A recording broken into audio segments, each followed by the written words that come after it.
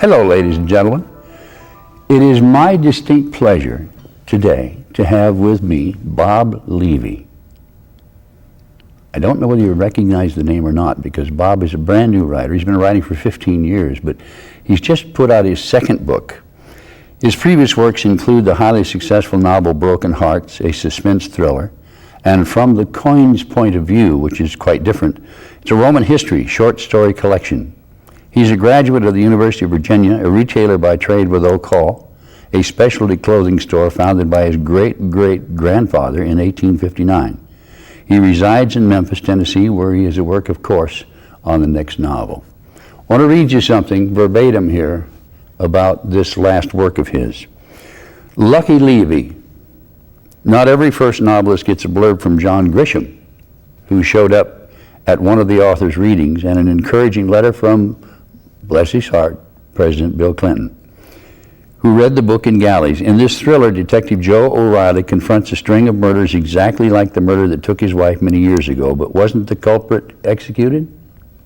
A bestseller in Memphis, the author's hometown. Talk to me, Bob, about how this book came about. It's the second in the series. Right, Past Tense starts off in 1947. It follows up Broken Hearts. It takes the retired Memphis Chief of Police Joe O'Reilly when he was 16 years old, and follows him quickly, 1947 to 49. You see how he became a policeman. There is a case of a missing young woman who's actually murdered. No one in the book knows this, but the readers know who did it. And you turn the page and it's present day after Broken Hearts, so Past Tense is a little bit of a prequel then sequel type thing. Well, did you have Past Tense in mind when you wrote the first one, Broken Hearts? Not really. It just kind of came about after Broken Hearts. I was very, I think, enamored more with series fiction, trying to get a character and follow them through so that not only will the reader learn about the character as time goes on, and there are a succession of novels, but also I'll find out more things about him. Your family goes back 5 generations in Memphis. Right.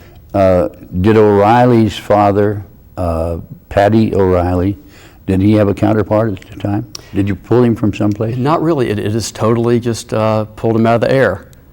There are quite a few places that I do take. In my fiction, I really like to do research on actual places, and I try to really get places in various cities, whether they be, in the case of Broken Hearts, going from Charlottesville, Virginia, all the way to Memphis and points in between, or in the case of Past Tense, there's a political campaign involved. And as with political campaigns, you have little brief stops in various cities, ranging from New York, Washington, Los Angeles, St. Louis, Las Vegas, New Orleans, pretty much around the country.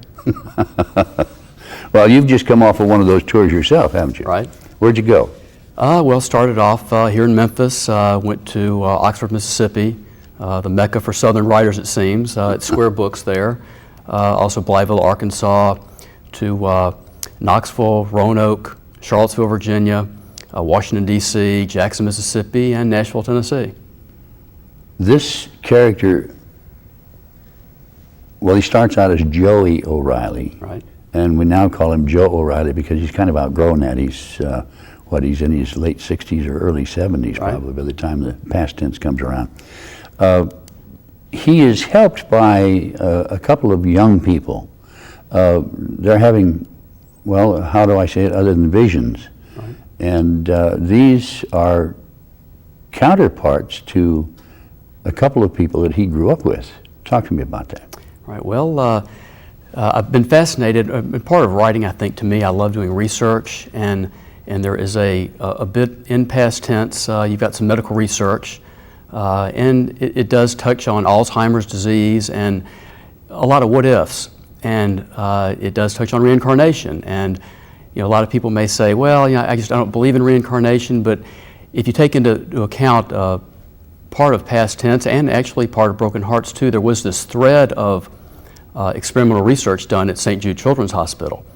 And there's a process called neurogenesis in which actually, and this is, neurogenesis is a process by which cells actually can grow, where you may have had an area, for example, Christopher Reeve, they've really gone into detail the research they're trying to do on spinal cords, trying to regrow spinal cords in hopes that someone can regain movement. Well, what if this neurogenesis with memory drugs they're testing for Alzheimer's, what if possibly a memory drug could stimulate the brain in which new cells would grow?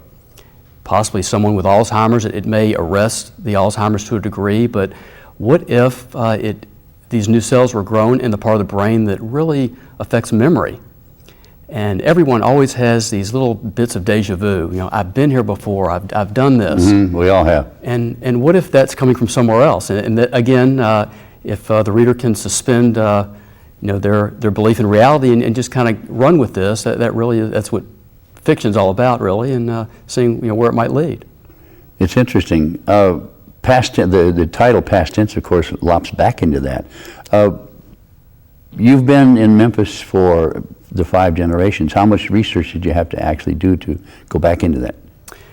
Not a whole lot of research into Memphis history. I am familiar with a lot of it, although you will have to, as in the case of any kind of writer, you've got to do your research. I am familiar with a lot of things, old Memphis, that were brought up in the book, but even I did have to go back to do research of things that in the late 40s I was not around. I wasn't born until 1953.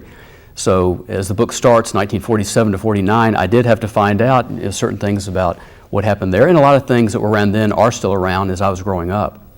But you will have to research to a degree some of that, but the main research and part of the research I find so fascinating, other than just in the locales, is forensics, which is really, there's been an explosion the last couple of years with a lot of TV shows, CSI and things like that, where people around the country are really getting into that. And when I really started doing research on broken hearts and subsequently past tense, it was, I'd say, 1994, 95. So that really predates the explosion, but now you really have to be on your toes with forensics, because there are a lot of Everybody people, watches it, yeah. They will, and they'll call your bluff if you don't have it just down just right. Writers are supposed to know. Writers are supposed to know. It's interesting when you read books, as you and I both do.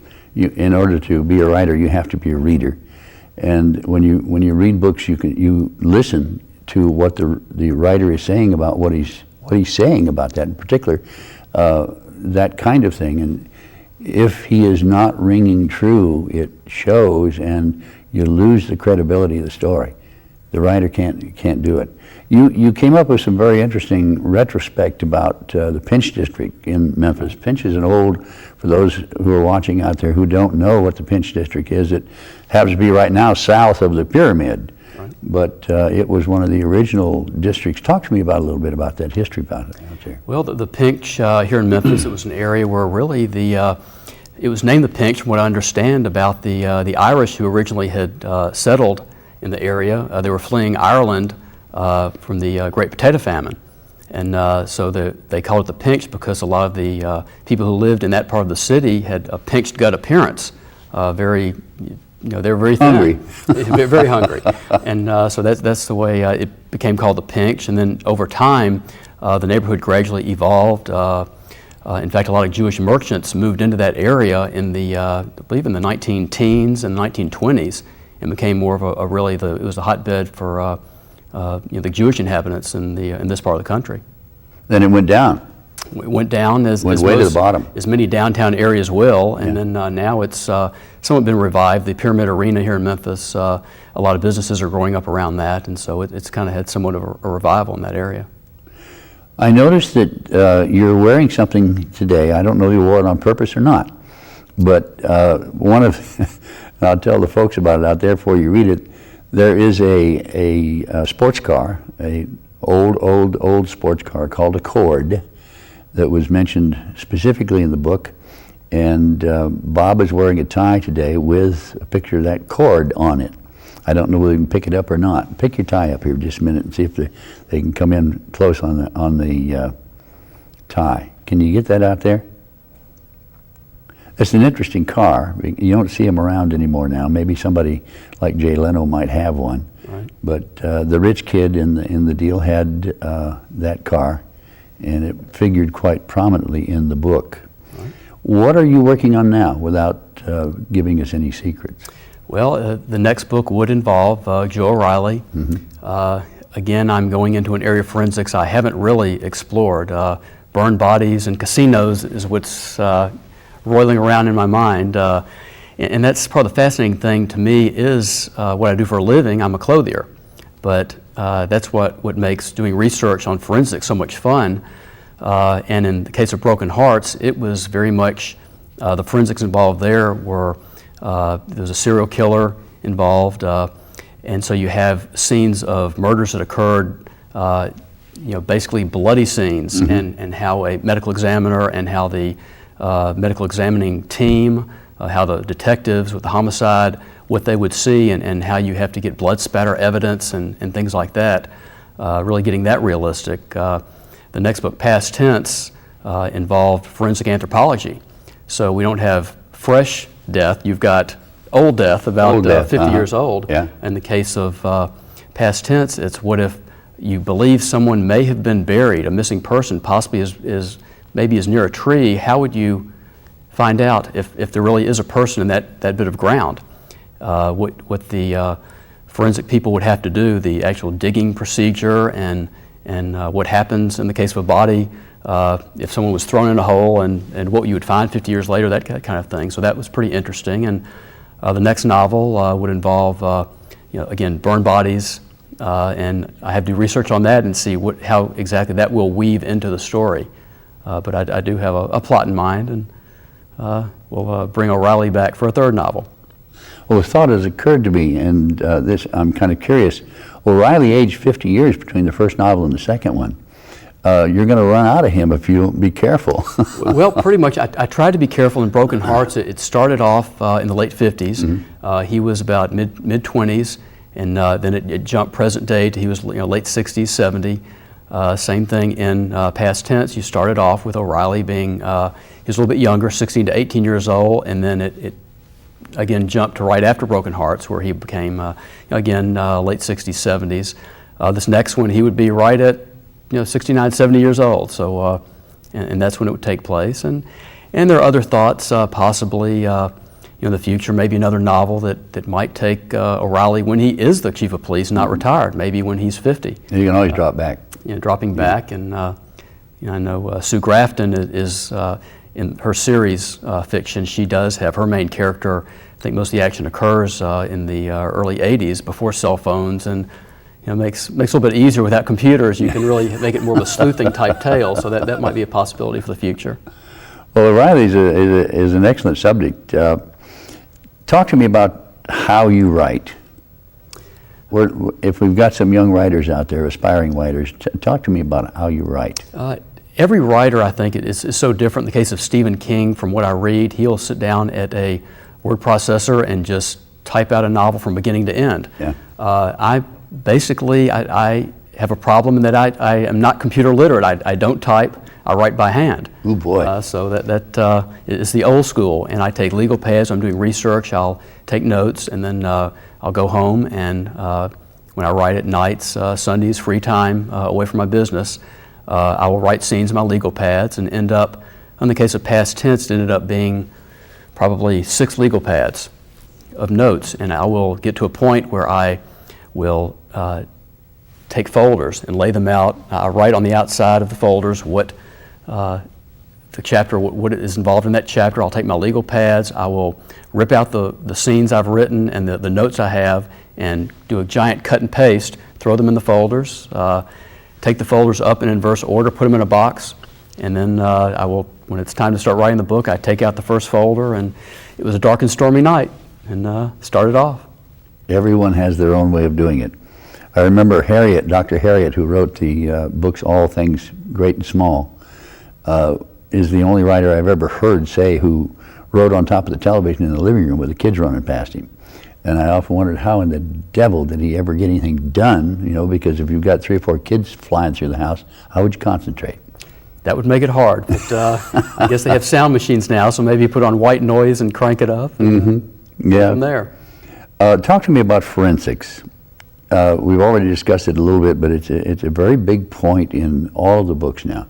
And of course, there's half a dozen programs on television now that are based only on forensics. I mean, everything else is just an aside to it. You mentioned when you were talking earlier that you've made many trips to the morgue.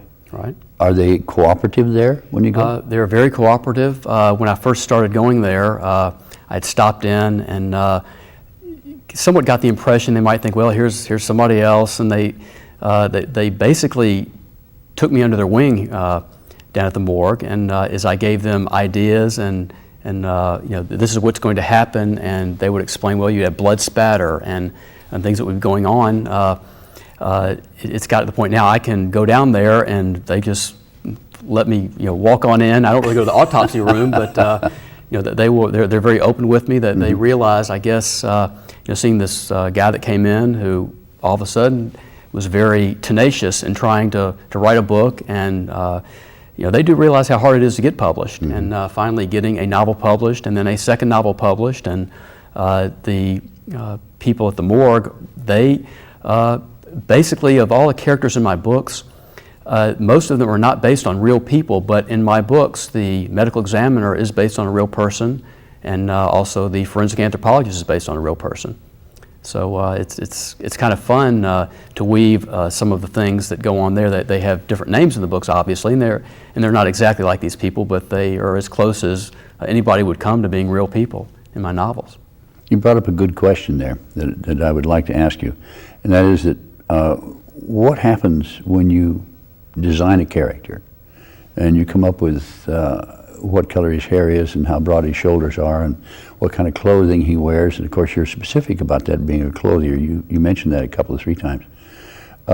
Once that you've given that character a set of morals or mores, if you will, does he take off and do that all by himself, or can you then tell him what to do afterwards? Pretty much I tend to make a character profile, and I list certain things about a character, just trying to keep things, you get so confused with so many characters. I try to pretty much list what he is like, and then in my case he just ends up having all these things. It's just he's, in my mind I know what they're like, and just kind of let it go from there on the paper. Things that happen, they do stay true to form how they would be, or how I would perceive a certain female to act or a certain male to act, and some have good traits, some not as good at traits, but it's just you almost project based on people you have seen, characters you have known. You just kind of let them morph into what you think that would be. I've had writers tell me that once they establish the character really tells them what it's going to do. Now, I've had other writers say, no, I tell my characters all what they're going to do. But it would seem to me that if you develop a character who has everything but flesh and blood, that character would have one way he could go and no other way. He wouldn't be able to make decisions to suddenly do something else that would be totally out of character. It is totally, I know the direction they will go in, and decisions they would make if given a choice. I know he'll go right and another character would go left, and you really know which way they're going to go with it. So. Where do your characters come from? Out of the blue. Airports? It's really, although there was a scene in past tense at an airport, and you do take, I tend to mine areas more or less for, as I said before, not really the people. I will see an occasional person, you might say, I think that my character would look like her, or might kind of resemble him. And some of them, in the case of past tense, the political candidate is a 7-term Tennessee senator running for president, very established family. In the early part of past tense, when O'Reilly is 16 to 18 years old, this character is a grandson of the Memphis mayor at the time and being groomed for politics. And as we go forward present day, in my mind, this character, Adam Baldwin, looks very much like Paul Newman, and just a very kind of a flamboyant,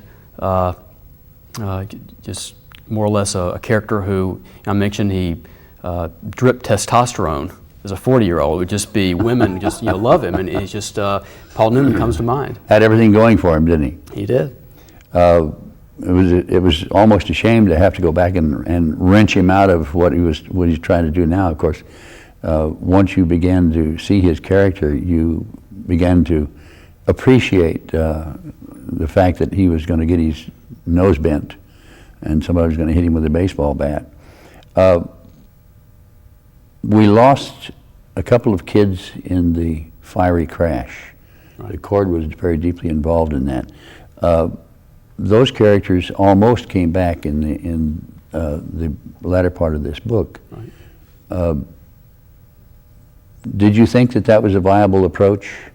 I really did, in that, again, weaving this neurogenesis into the book and trying to go with the deja vu I mentioned before, and the sense of loss O'Reilly had, and how a normal person, given that situation, they would be very disbelieving, and how things could happen and it would just even turn someone, in the case of O'Reilly, who is disbelieving, really to a believer. Yeah. And the same thing could happen with readers. As they go through, there's such a sense of loss at what happens early in the book to his best friends, that you really you want to believe it. And in a lot of cases, wanting to believe something can make it happen. The dog that Joe has now, Bullet, Bullet's what? Third dog, second dog? He would be the fourth dog, maybe? Could be the fourth. It really, he always has German Shepherds and always names them Bullet. And it's just some continuity he has in his life. With all the sense of loss, even with losing one's dog, which can be traumatic, as everyone knows, yeah. At least as traumatic as losing a dog is, getting another one, it really comforts someone. You never think you can love a dog as much as you love the one you lost, and you find out in most cases you love the next dog more than you really realized. And for him, it's just a device to go ahead and, again, he always has a companion. Even though things have not gone well in his life, he's lost a lot of loved ones, he still has this a dog named Bullet. It's continuity for him, and he loves his German Shepherds. And again, being a police dog, I guess that's kind of appropriate. Well, yeah, being a police dog for a policeman, I would think that would be just totally appropriate. Was Adam Baldwin patterned after anyone particular? Or is he composite? He's just a composite of politicians, generally speaking, just more of a politician that would have charisma. Not one in particular, just one who would be trying to become president, has dreamed of it, has worked his whole life for it, and will get to the point where he will do anything to achieve his goal.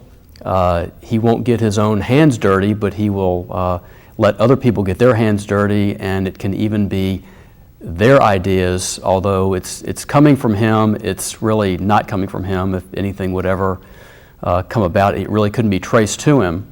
But he will do whatever he can to achieve his goal, and that is to become president of the United States. Yeah.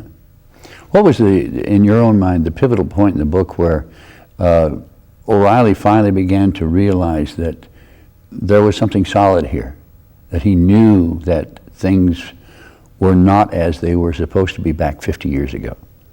Right. It's just a case where O'Reilly,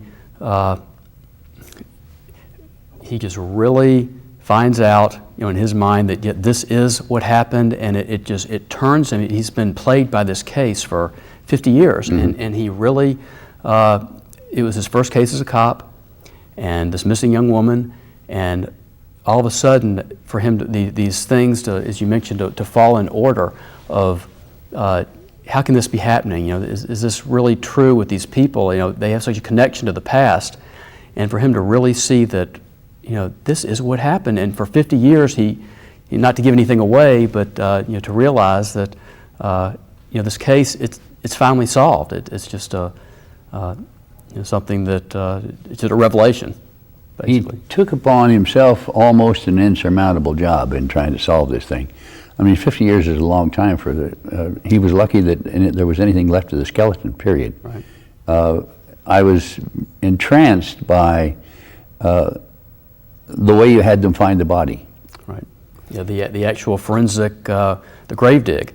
Yeah. And that is really working with the forensic anthropologists at the morgue and seeing what would they really do. And there were some cases that we really went back and just really almost reproduced what would happen, giving this is what the person was wearing 50 years ago, this was the time of year, this is the condition of the soil, the temperature, things that comes out basically that ground temperature is about 55 degrees year round. Yeah. And how long something would be preserved, which is not long, as you go into forensics, it's not very long at all.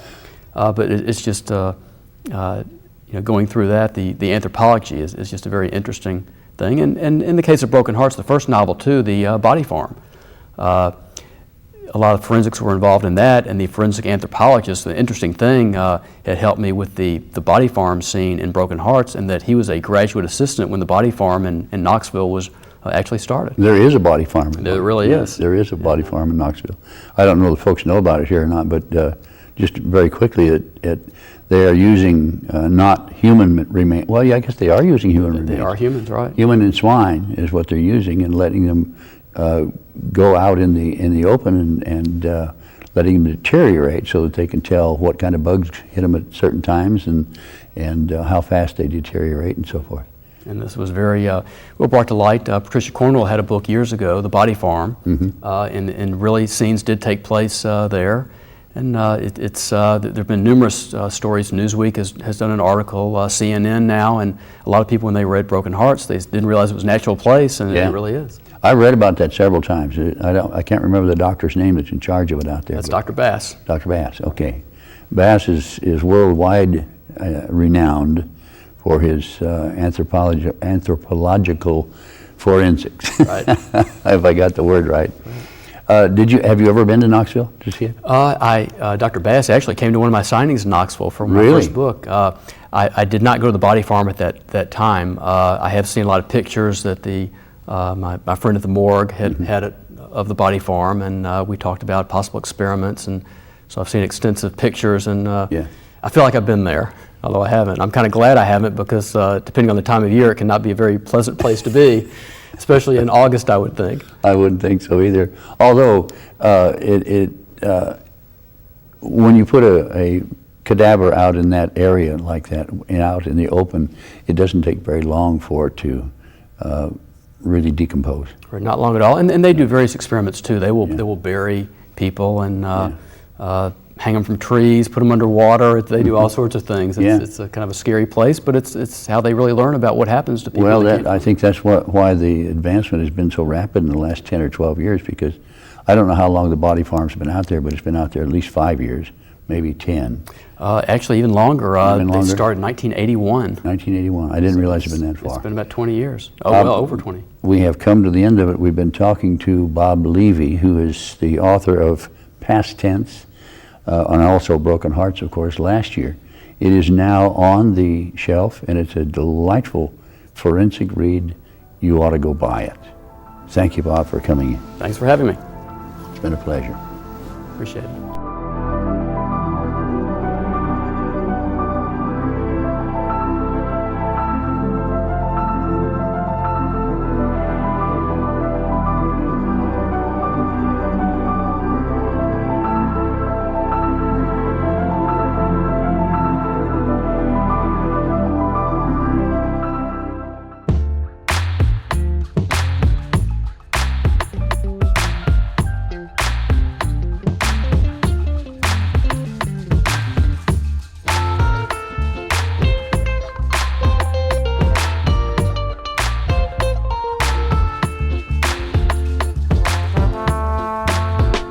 Watching the Library Channel, a broadcast service of the Memphis Public Libraries and the City of Memphis.